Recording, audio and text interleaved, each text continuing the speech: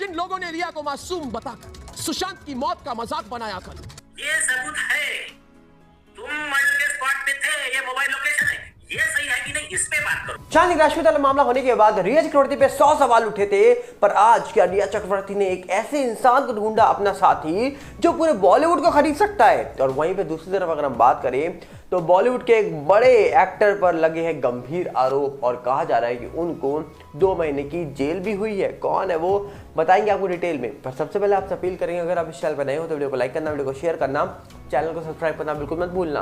आपको बता दिया जाए कि जहां पर रिया चक्रवर्ती के ऊपर कई गंभीर आरोप लगे थे सुशांत सिंह राजपूत के जाने के बाद, कहा जा रहा था कि कई लोगों ने उन पे आरोप लगा दिए कि इन्होंने गलत किया है, इन्होंने काला जादू करा है और कहीं ना कहीं ड्रग्स दिए हैं। यहाँ तक कि एनसीबी ने उनको गिरफ्तार भी किया।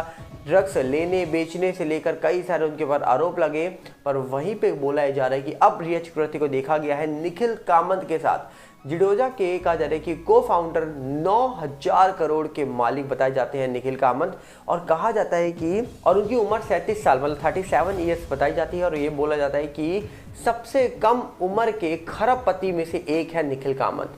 ये पूरा बॉलीवुड को खरीदने की कहा जा रही है काबिलियत रखते हैं और उनके साथ देखा गया रिया चक्रवर्ती को। दोनों ब्लैक ड्रेस में दिखते हैं और लोग कह रहे हैं कि भैया रिया को मिल गया नया बॉयफ्रेंड, कुछ कह रहे हैं नया शिकार मिल गया, कोई कह रहे हैं ये अपनी मौत को दावत दे रहा है, कोई कह रहे हैं ये भी अब वही करेगा जो सुशांत ने किया, कोई कह रहा है कि इसके साथ भी वही होगा जो सुशांत के साथ हुआ।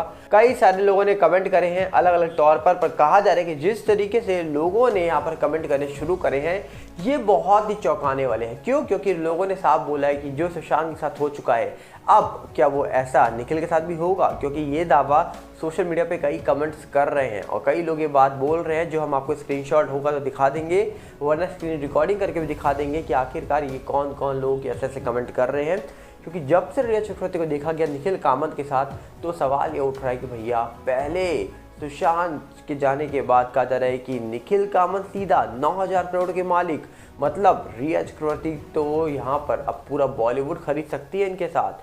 कई लोगों ने तो ये भी बोला कि भैया चलो अब पैसे की कमी नहीं आएगी, अब ईएमआई की जो किस्तें नहीं भर पा रही थी 17000 की रिया चक्रवर्ती, जो इन्होंने इंटरव्यू में बोला था 2020 में, अब वो ईएमआई की किस्तें क्या अब सब कुछ भर लिया जाएगा। कुछ इस प्रकार लोग इनको ट्रोल कर रहे हैं। हम तो देखने वाला विषय है कि आखिरकार रिया चक्रवर्ती जिनके ऊपर सवाल 100 उठे, पर आज क्या वो सारे सवालों से मुक्त है। जो इस केस के मोबाइल लोकेशन निकले हैं आदित्य ठाकरे के, विनोद मौर्य के, सूरज पांचोली के, जो 8 तारीख को दिशा सारियान के फ्लैट पे दिखा रहे हैं, जो भी कितना देर थे 3 से 4 घंटा ये लोग वहां पर थे, तो वो उसका जवाब आज तक ये लोग नहीं दे पाए हैं।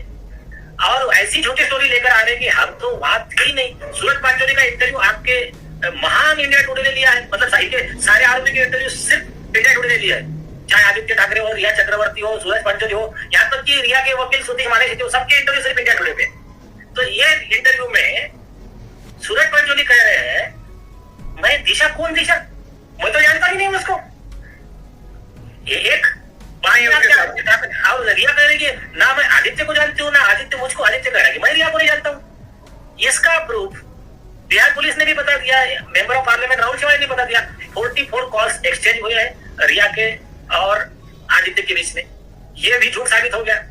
उसके बाद में क्राइम नंबर 15 ऑफ 2020, मतलब 16 ऑफ 2020 जो था जिसमें रिया अरेस्ट हुई थी नारकोटिक्स ब्यूरो का, जो 15 ऑफ 2020 है उसमें जो रिया के मोबाइल चैट रिकॉर्ड करके लगा है, जिसमें दीपिका पादुकोण वगैरह सारे सेलिब्रिटी को समन किया गया था, उस रिकॉर्ड में आदित्य के और रिया के जो एविडेंसेस है वो कई साल, मतलब ये घटना घटने के कई महीने पहले से, साल भर पहले से वो एक दूसरे के टच में है, मतलब वो एक दूसरे के इसके प्रॉपर्टी का मैटर है, जगह खाली कराने का, उधर आदित्य भाई उसको मदद कर रहे हैं, तो ये सारे प्रूफ्स हैं। तो ये अभी इनका सारा झूठ ये उजागर हो गया है। अब सुप्रीम कोर्ट का बहुत क्लियर जजमेंट है, जब कोई मर्डर होता है तो जो आरोपी उस लोकेशन पे है उसकी जिम्मेदारी है उसने बताना कि उस दिन हुआ क्या था। अगर वो झूठा डिफेंस लेता है, अगर वो कहता है कि नहीं ऐसा नहीं ऐसा हुआ था, तो झूठा वो अगर डिफेंस झूठा साबित हो जाता है तो ये झूठ itself is sufficient for giving punishment conviction to the accused. मतलब सिर्फ झूठे डिफेंस के आधार पर ही आरोपी को दोषी मानकर सजा दी जा सकती है और ऐसी सजा सुप्रीम कोर्ट ने दी है। वहीं पर अगर हम दूसरी तरफ बात करें तो यहाँ पर कहा जा रहा है कि आपने अभी हाल ही में सुना कि किस तरीके से रिया के ऊपर आरोप लगे और किस तरीके से जनता की अदालत के अंदर रिया चक्रवर्ती को लेकर ये बात बोली गई कि आखिरकार रिया तो मोहरा था पर इसका मास्टरमाइंड तो कोई और था। ये सवाल 2020 से उठ रहा था, पर अब कहीं ना कहीं इन बातों को देखा जाए तो ये फिर से ये बातें जनता की अदालत के अंदर उठनी शुरू हो गई हैं। वहीं पे कहा जा रहा है कि एक बड़े एक्टर को अब सज़ा भी सुना दी गई है। कहा जा रहा है कि एक्टर दिलीप ताहिल जो है, कहा जा रहा है कि इनको कोर्ट ने सज़ा सुनाई है और 2 महीने की इनको सज़ा मिल चुकी है। अब बोला जा रहा है कि ड्रंक एंड ड्राइव वाले मामले में इनको सज़ा सुनाई गई है करीब कहा जा रहा है कि 8 साल के बाद। ये मामला 2015 का है, जब कहा जा रहा है कि नशे की धुत में ये कार चला रहे थे और कार चलाते चलाते इन्होंने एक ऑटो को टक्कर मारी। जिस ऑटो के अंदर एक महिला बैठी थी वो गंभीर रूप से घायल हो जाती हैं, उनकी जान तो बच जाती है। पर कहा जा रहा है कि जब पुलिस इनको इंक्वायरी करती है इनके अगेंस्ट, तो पुलिस के बयान के बाद कहा जा रहा है कि पता लगता है कि ये होश में नहीं थे, चल भी नहीं पा रहे थे, मतलब इतनी ड्रिंक कर रखी थी, जिसके ऊपर इनको सज़ा भुगतनी पड़ती है। शुरुआत में इनको गिरफ्तार भी किया गया था, बाद में इनको बेल मिल गई थी। अब कहा जा रहा है कि 8 साल के बाद इस पूरे मामले में फैसला निकल के आया कोर्ट का और 2 महीने की इनको सज़ा सुनाई गई है। तो यहाँ पर कहा जा रहा है कि आपको याद होगा एक और मामला हुआ था भाईजान का, वो मामले में भी कई सारे आरोप लगे थे, कई सारी बातें निकली थी, पर कार का वो ड्राइवर जिसके ऊपर आरोप लगे, जिसने कहा जा रहा है कि आरोप को स्वीकार किया, स्वीकार करने के बाद बोला जा रहा है कि आज वो हमारे बीच नहीं है।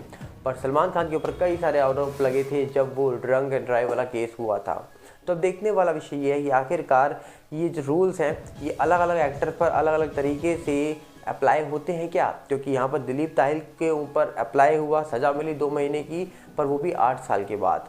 और कहा जा रहा है कि अब तक तो जो महिला थी वो बिल्कुल ठीक होगी, पर सज़ा कब मिलती है 8 साल के बाद। और सलमान खान को लेकर भी आरोप लगे थे जब 2002 में या फिर 2001 में एक मामला हुआ था ड्रंक एंड ड्राइव वाला, जब कहा जा रहा है कि सलमान खान के ऊपर भी कई सारे आरोप लगे, उन पर भी लोगों ने सवाल उठाए थे। तो यहाँ पर देखने वाला विषय ये है कि इंडस्ट्री के जितने बड़े लोग हैं क्या उनके लिए रूल्स एंड रेगुलेशन अलग हैं, नॉर्मल लोगों के लिए अलग हैं।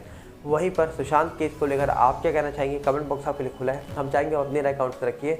हम मिलेंगे बहुत जल्दी और साथ में आपसे अपील करेंगे अगर आप इस चैनल पर नए हो तो वीडियो को लाइक करना, वीडियो को शेयर करना, चैनल को सब्सक्राइब करना बिल्कुल मत भूलना। और साथ में हमारा नया चैनल सागर मतलब रिव्यू के साथ भी जुड़िए, जिसका लिंक आपको डिस्क्रिप्शन में मिलेगा। और हमारा फेसबुक का भी नया चैनल आ चुका है जिसका लिंक आपको डिस्क्रिप्शन में मिल जाएगा। मिलते हैं बहुत जल्दी, नमस्कार, जय हिंद।